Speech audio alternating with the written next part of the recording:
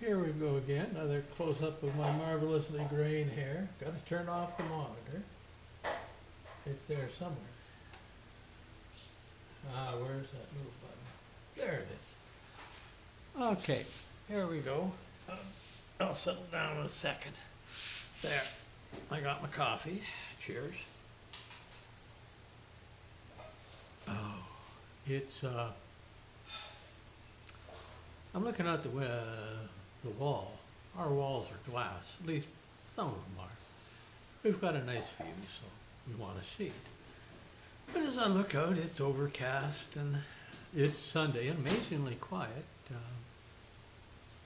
The usual culprits with their boom boxes and what have you aren't out there, so it's kind of nice. But still in all, it is a melancholy day. And I believe I'm not the only old person to suffer those. You could call it golden age mythology if you want. Found myself watching an old movie documentary. Steve McQueen's in it, called On Any Sunday. And it's about motorcycle racing and dirt tracking and flat tracking and just all around having fun on motorcycles. A few other videos about 5 mistakes that all beginners make. Yeah, it was going back in time. Been like that for the last week. Classic British motorcycles and how to tell the difference in the improvements and the bodies as they progress from the late 50s to the mid 60s and now with new type of drive. They get lost in the past is so easy.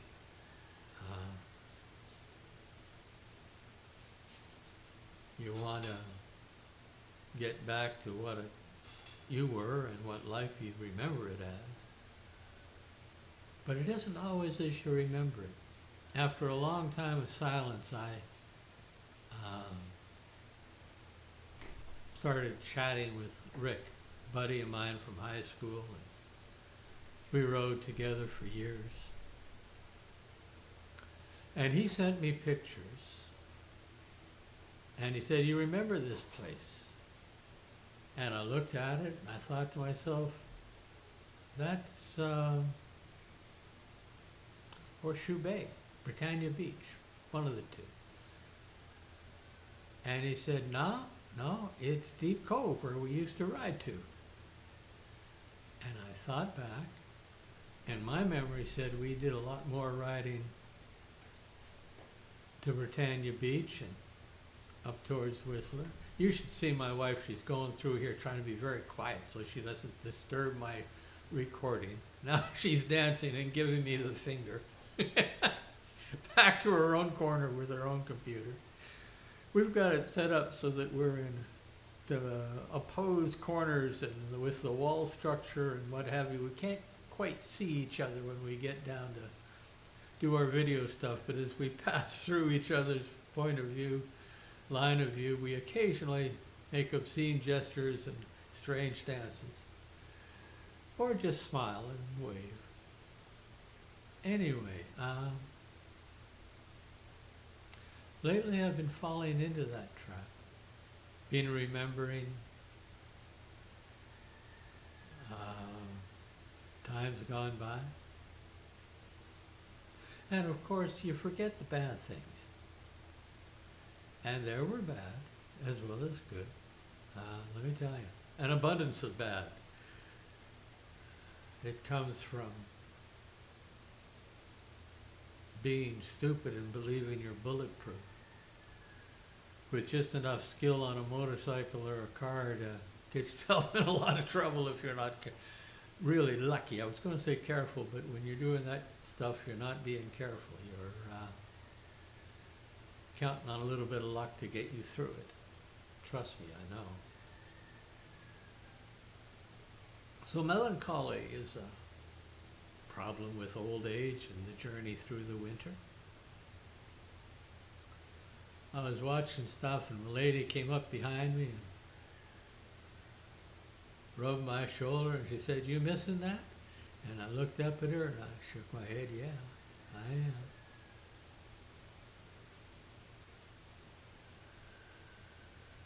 But I wasn't missing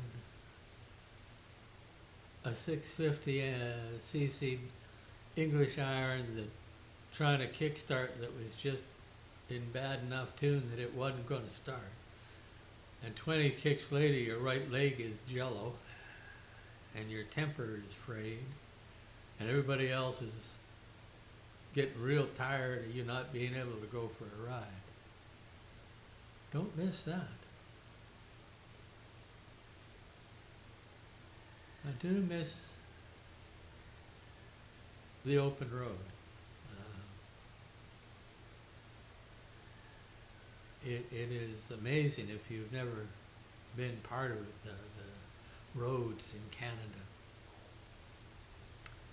My wife is Filipina, and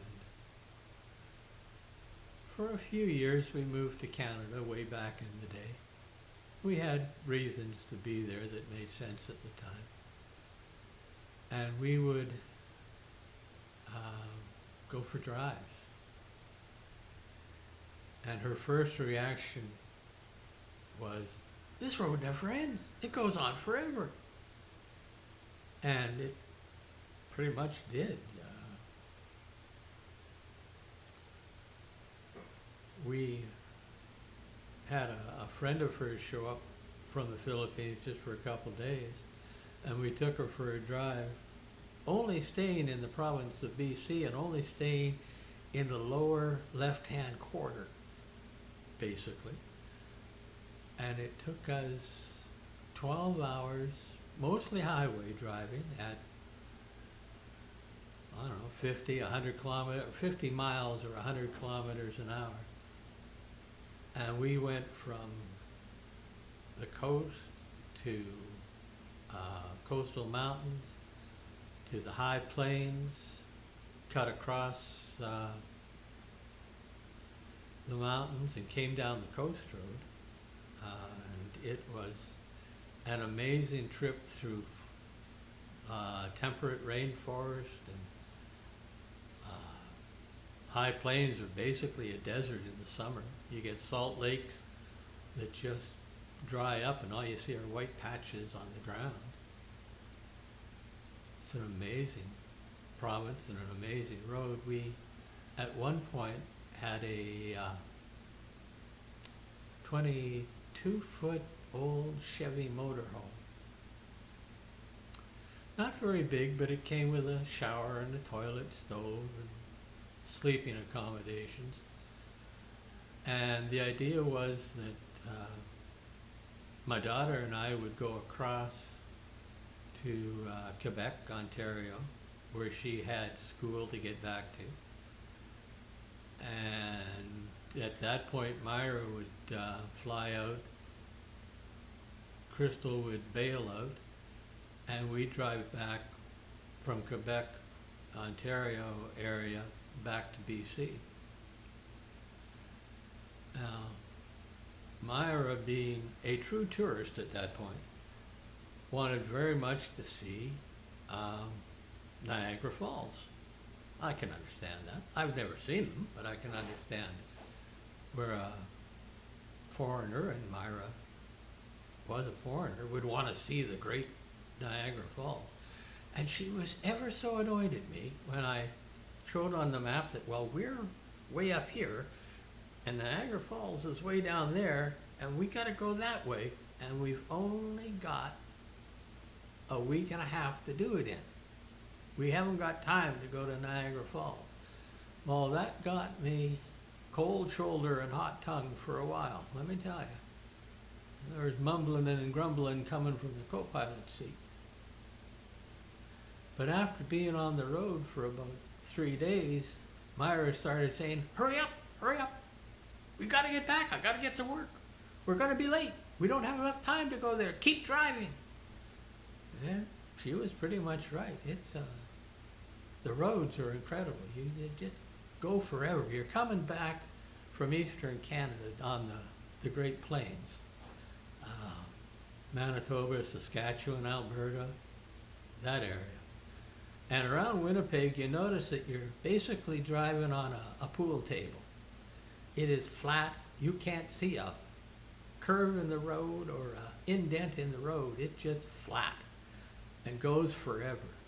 And then, as you drive through Manitoba towards BC, you start hitting the other provinces, and by the time you get into Alberta, you notice there's a line on the horizon, a black line.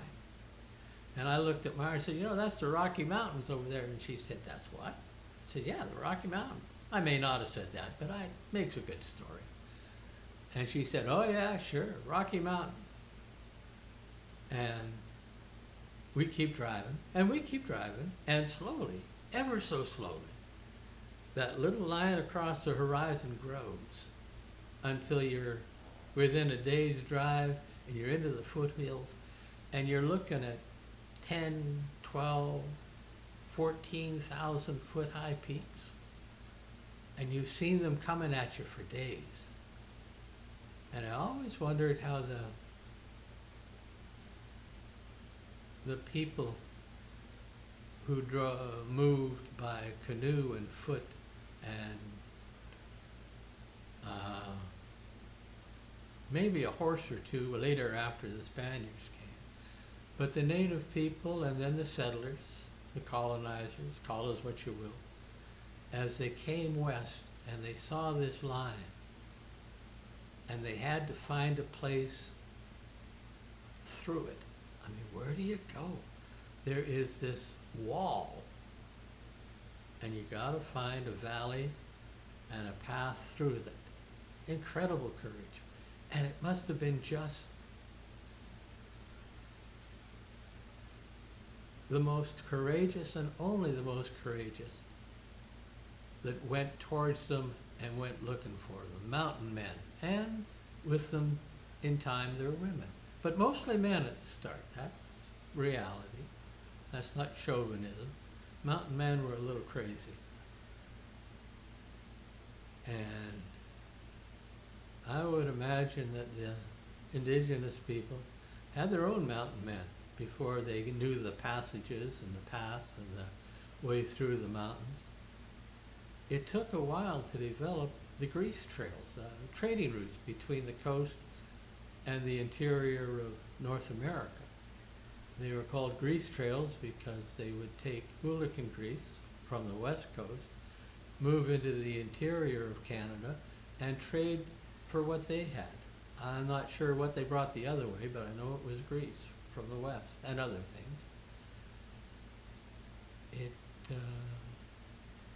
The roads, and I'm talking about them because I miss them.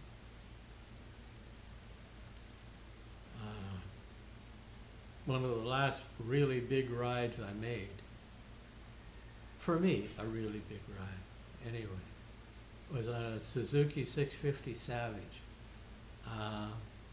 Customized a little bit with handlebars and backrest, but not overly because it was pretty much built the way I loved a motorcycle to look anyway. And I started off from just outside Vancouver, drove into the mountains on the highway, turned left, drove and drove, turned right eventually, and went through towards Kamloops. Caught the mountain road because I'd went up in the Fraser Valley. I came back along the peak of the mountains through the highlands. And then a right turn and come back down to Surrey. And I suppose it took me 10, 12 hours. Now my bike wasn't super fast, it was a single cylinder 650 that felt best at about 55 miles an hour, 80 to 90 kilometers an hour. It was smooth, it was nice, you just sort of putted along. And I had my nice thick Indian sweater vest under my leather jacket, warm gloves, uh, and even so, on the high passes, it was cold. There were still bits of snow on the ground. And when I got back down low, I'd take my heavy sweater vest off, and open up my leather jacket, let the wind through. It was a heck of a ride. And in the Philippines, I kind of missed that. Tried it once here. Went up along one side of where we live, cut across about mid-island and came down the other side. The ride took 6, 8 hours on a 155cc Honda. And I wouldn't have wanted anything bigger, and occasionally I thought I wouldn't mind something a little lighter and a little smaller with dirt track gearing, and because some of the roads weren't roads, they were just rocky paths, and you had to pick your way through it. There is no place on this island for a big motorcycle. And little motorcycles just get run off the road, and if you're driving like a Canuck, you're going to get killed sooner or later. So I'm not sorry to have thought a motorcycle in this part of the world. But I do miss Canada's roads. And fresh apples. Can't get a good apple in the Philippines. We get them from mostly China, maybe Australia. By the time they get here, they're a month or two old already. And there is nothing quite like a classical apple, one that hasn't been modified for the modern times, that you get right off a tree. Remarkable flavor and taste. Now see, there I am, back into melancholy. Now the trick to beat melancholy is to do what I'm doing now. Find something new. In this case, vlogging, I think it's called, which is a hard word to say when you're missing that tooth. It's amazing what that tooth controls, including being able to chomp on corn on the cob. I got my camera, I've got this camera.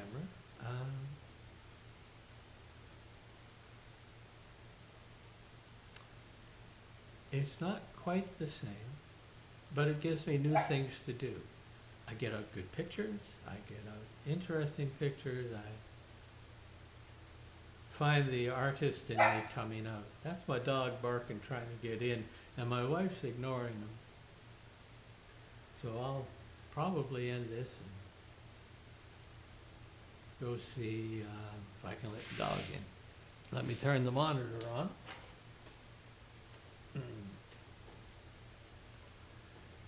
Trying to find that button's not easy. You see, I've got MS, and I don't have a lot of feeling. Oh, come on, where are you? You gotta be there somewhere. I can't get this to go on. Come on, where are you?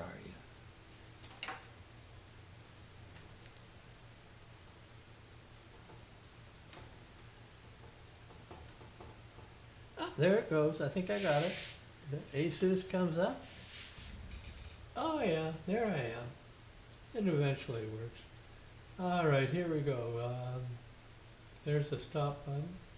Stay safe, stay smart, enjoy your life. Bye-bye for now.